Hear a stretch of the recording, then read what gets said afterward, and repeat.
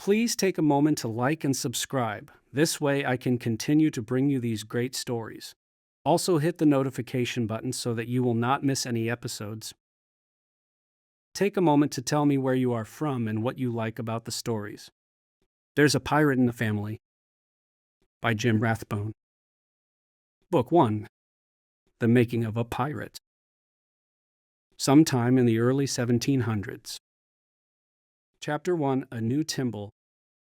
It was August. The weather had been pleasant and warm with beautiful sunny days. It had cooled nicely in the evening, and it was a starry night with a bright full moon. Jessica Timble lay awake, watching her sleeping husband William. The moon shining into their bedroom window gave enough light for her to see his peaceful face. She wanted to make sure this time. There had been one false alarm already, and she didn't wish to wake him unnecessarily. William's loud snores filled the room and almost rattled the windows of their small room situated above the bakery. Again the pain came. Jessica knew this wasn't another false alarm. Jessica Timble was going into labor. She was having her baby, her first, and she hoped for William's sakes, a boy. She finally decided she could wait no longer, and she poked him. He grunted, quit snoring for a minute, and rolled over. She poked him again, a little harder this time, and shouted, "William! William!" She poked him again for the third time, and he started so violently that he rolled from the bed and fell to the floor. His dream still claiming him, he exclaimed loudly, "That idiot broke my best dowel plane!" William had been dreaming of his childhood when Jessica jarred him from slumberland. He was in his father's wheelwright shop. The dream, so sharp and clear a moment ago, was now fading. Now he realized he was sitting on the floor looking up at his wife. It took him several minutes to come to his senses enough to understand what his wife was telling him. "I'm having the baby, William," Jessica yelled for about the 10th time. William jumped up so quickly that he tripped over the hem of his nightshirt and fell sprawling back to the floor. "You're having the baby?" he asked in a startled voice. "Yes, I'm having the baby." She laughed at her big, burly blacksmith husband as he sat on the floor in wide-eyed terror. "Are you sure you know last time?" sputtered William. "Yes, this time I am sure." Jessica reaches for her husband's gizmo he called a fire lighter, a combination of a cannon match and a flintlock from a musket. Jessica cocked the flintlock and pulled the trigger. The flint dropped and fired the oil-soaked match cord, and then she lit the oil lamp on the chest next to their bed. William Timble was constantly tinkering with mechanical adaptation he thought would make her life easier. Last month, he had made her a crank-powered butter churn he had thought up while working on the design of the water wheel for his new smithy. Once the lamp was trimmed and glowing, she turned and looked at William, who was still sitting on the floor, and laughed out loud. A small moan escaped her lips as another labor pain started. "Come, William, wake up and go fetch Mrs. Stockton. Hurry!" Mrs. Margaret May Stockton was the local midwife. She was also the baker's wife. Their small upstairs home was just above the bakery. Every morning except Sunday, Jessica and William woke to the smell of baking bread. This was one of the things Jessica loved the most about their new home. William carefully pulled up the hem of his nightshirt, caught hold of the bed frame, and pulled himself to his feet. He pulled on his boots and headed downstairs to wake the baker's wife. Mrs. Stockton, a rather large woman with round, ruddy cheeks, soon came huffing and puffing her large frame up the stairs. She started giving orders to William. Blankets, towels, and hot water were gathered. Every time his wife would cry out during labor pains, William would become upset. He would begin to feel faint and started stumbling into things. Once he spilled the hot water all over the floor, and Mrs. Stockton had ordered him from the room. The cries could easily be heard in the next room, where William had been banished by Mrs. Stockton. He paced the floor in front of the fireplace in the small front room where the baker, Henry Stockton, had come up to sit with him. Henry, having been through this experience several times before when his own children entered this world, was able to successfully calm William down. William still could not sit still. He would sit in his old chair for a while, then pace a bit. Several hours later, as dawn broke, there came the squall of a newborn. A few minutes later, Mrs. Stockton came in. "William, you have a new son," she announced. "Jessica is fine and wants to speak with you." William jumped up so quickly that he passed out and fell to the floor. Mrs. Stockton shook her head and threw the pan of water she was carrying into his face, slapped his face a few times, and between her and her husband they dragged him to his feet and pushed him toward the bedroom to see his wife and new son. All the while, grumbling under her breath about men being bloody useless at times like these. Jessica was lying on their bed with a fuzzy-headed little bundle who stared up at his father with huge eyes, much like his. "Come and hold your new son. I thought we would name him James William after you and your father. We can call him J.W. or Will, since you are always called William." The new father looked in wonder at the new life in his arms and gave thanks to the Creator for a healthy son and his wife's safe delivery. Only a fortnight ago, one of the local farmers' wives had died giving birth to a stillborn baby girl. It had clouded their happiness over the impending delivery of their child, and it had made William and Jessica anxious. William and Jessica Timble recently moved to this small town. William Timble was a smith and wheelwright. He grew up in a smithy and trained with his father since his 5th birthday. William rented a small parcel from the local landowner, Lord BraitheWaite, on which to build his new forge. It was a prime location for a smith's forge, near the crossroads and next to the bridge over the small river. He met with Lord BraitheWaite's land manager and signed documents only a few weeks before and began to build the forge and an over roof. He rented a team of horses, then cut and pulled flagstone from the riverbed to give him a good stable working floor. He'd set the anvil inherited from his father, which, with the accompanying set of tools, was his most prized possession. William's father had been a smith and specialized in coach making. William's next job would be to cut and shape the heavy timbers from the surrounding trees for the frame of the new smithy.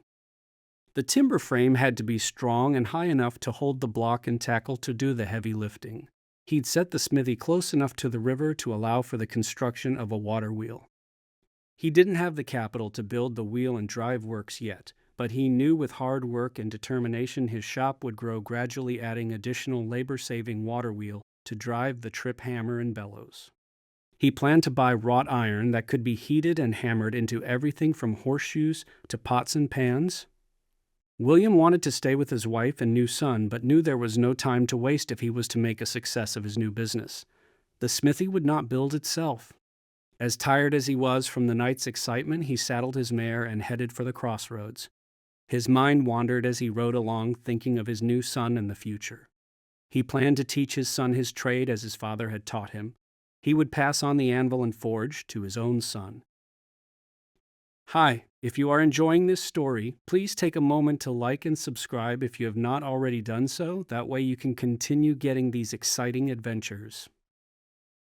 And now back to Book 1, Chapter 2 of There's a Pirate in the Family. Chapter 2, The Leather-Covered Book. William arrived at the crossroads and set to work, felling a large oak. Since William had no one to help him use his large 2-man saw, he pulled out his broad axe and went to work. About an hour later, the first tree dropped. William wiped the sweat from his forehead and set about cleaning off the smaller branches. After this was done, he finally sat down on the trunk of the large oak to rest. After his rest, William walked down the feeder stream that welled up from deep underground. It ran cool and sweet along a mossy bed and down into the river. William took a long, cool drink from the stream and noticed it seemed to be running higher. He heard the rumble of thunder in the distance, saw the buildup of high black clouds in the north, and a huge squall line over the nearby hills. He saw lightning strikes, one after another, and began to wonder if the storm would come his way. He could smell the rain and enjoyed the feel of the cool wind blowing out of the moving storm as it swept across his sweaty face. When he rose, he noticed the river was running faster. He began to think about his ideas for a water wheel as he looked at the tumbling river and had to force himself back to work. He brought the mare close to the felled tree and tied a stout hemp line to her pulling harness and attached the rope to the tree. With little urging the mare, a well-trained working horse pulled the log toward the smithy. William had just finished untying the line from the log when he heard the water begin to roar. The river was becoming a maelstrom of tumbling water and had risen quite a way up the bank in just the last few minutes. William still felt confident there would not be a problem with the placement of the smithy and his plans for a water wheel. He was standing there holding the rope and watching the turmoil when he heard a long, high-pitched scream and saw someone being carried along by the deluge. William could be a small child being swept along in the strong current, trying desperately to keep her head above water. He didn't hesitate. He tied the rope around his waist and waded into the maelstrom. The water was moving so fast that footing was impossible, so he let himself down into the water. Holding the length of rope still tied to the mare's harness, he had some small control of his balance as he stepped between the stones and toward the middle of the raging river. Seeing a flash of blue cloth pass under the bridge, William had less than a minute to adjust his position and make a grab for the helpless figure. His strong hands and arms closed around her and he yelled for the mare to back up. She began to steadily pull them toward the bank and safety. Once William and the girl made it safely to shore, he removed the rope from his waist and took a good look at the small figure. The girl, who looked to be about 8 or 9, was wet to the skin and very cold. William used one of his match lighters he kept stored in the mare's saddlebag to start a fire. He used some of the wood he gathered to burn charcoal for the first fire in the forge and soon had a warm fire going. He set water heating in a small pot and made strong tea, adding several spoons of sugar, and handed the tin cup to the frightened girl. She sat looking at him with big, scared eyes, white skin, and blue lips, and began to sip the hot, sweet liquid. She thanked him very politely for the tea and started to regain some of her color. He wrapped the horse blanket around her when she began to shiver. He could tell the child was still very frightened, so he began to tell her about his newborn son. Soon she was smiling at his story of the night before and was beginning to warm up. Suddenly they heard the thunder of hoofbeats and shouts coming from the woods. 2 men on horseback cleared the woods and were coming on fast. Upon seeing William and the girl, reined their horses so hard that one fell. The other jumped from his mount, crying in joy over the discovery of his daughter being alive when he expected only to find a dead body. The second man William recognized at once as he scrambled from beneath his fallen horse. He was the land manager for Lord BraitheWaite with whom William had signed his lease. The other man and father of the girl was Lord BraitheWaite. The girl and her sister had been playing along the banks of the creek when the ground she was standing on was undermined by the rushing water. She fell into the storm-swelled river and was swept away. Her terrified sister ran to their nurse, who was sitting in the carriage in the shade. The nurse pulled her into the carriage and drove wildly to the house to raise the alarm. Lord BraitheWaite, after hearing the report of his daughter, commanded his land manager to saddle the horses, and they set out as quickly as possible. They had feared the worst and were overjoyed to find the girl alive and well, sipping sweet tea with the new smith and smiling over his story of William's newborn son. William stood and lifted the small wet child into her father's arms.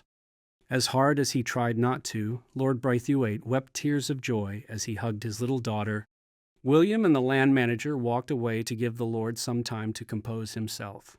After a few minutes, Lord BraitheWaite stood and set his daughter back on the log William finished felling only a short time before. He wrapped the horse blanket back around her and kissed her on the forehead, turned and approached William. The normally reserved man put out his hand to shake William's and began to thank him profusely. Lord BraitheWaite said, "I don't know how to thank you for saving my child. Please follow us to my home." William removed the pulling harness from the mare, mounted up, and followed the other 2 horses. They entered the gates of a very prosperous farm, and the child was swept inside by the nurse and put into a warm bed. William, still a little wet, was invited in and was told to follow the land manager, who gave him dry breeches of good cloth and a well-worn but clean shirt, probably commandeered from one of the servants. He changed into the offered clothes and was led by a black servant into Lord BraitheWaite's office. His lordship pointed to a large, wing-back leather chair. William sat and waited for the other man to speak first. It was several minutes before Lord BraitheWaite spoke. "My man tells me you are the new smith who just leased a plot from us." William nodded assent, and Lord BraitheWaite paused again for several minutes, composing himself. "I would be less than grateful for what you have done today if I couldn't give you a proper reward. As soon as it can be prepared, I will have a deed drawn for the plot of land you rented for your smithy and the 20 acres adjoining." William, dumbfounded, didn't know what to say. He started to say that he hadn't done anything, but BraitheWaite held his hand and spoke with respect. Please don't protest a gift from a grateful father. It is little compared to the value of the life you have saved today. I am a wealthy man, and I won't have it said that I didn't honor your heroic deed. I also want to give you a gift of money. I think no less than £50 would be proper." William gasped. This was a small fortune and began to protest that he could not possibly accept. Again, Lord BraitheWaite silenced him with a hand and said, "If not money, then what would you wish in addition to the land?" In that moment, William had an epiphany. He saw the future like a road stretching before him. Upon entering the room, William had been watching Lord BraitheWaite make notes in a small leather-bound book. Lord BraitheWaite used the book for keeping notes and sums that helped him in managing his holdings. In an instant, William saw the huge gulf between his station in life and that of the man sitting across from him. That separation was represented by that small leather-bound book. William thought of his newborn son and future generations and knew that above all else, including money, would bring the best advantage to his family. While he knew he would never be a lord, he also understood that he and his family would be much off in life if he had a little leather-bound book and the knowledge it represented. He hesitated only a moment, then asked, "I would like a leather-bound book like yours and the ability to understand all in it. I would like to be taught reading and writing and sums." Lord BraitheWaite was taken aback a bit at first, but soon smiled. He was mightily impressed with this young smith and the true intelligence this request represented. He respected his ambition and felt that he might make an excellent addition to his village and his farm. He answered, "You will have your wish, I will see to the arrangements, and you will receive £5 a year income for your lifetime, plus all my farm and farrier's labor, and whatever other work I can provide to your benefit. I am impressed with your request, and I'll watch your progress in this endeavor with great interest. Now, have a drink with me and then home with you. It's getting into evening."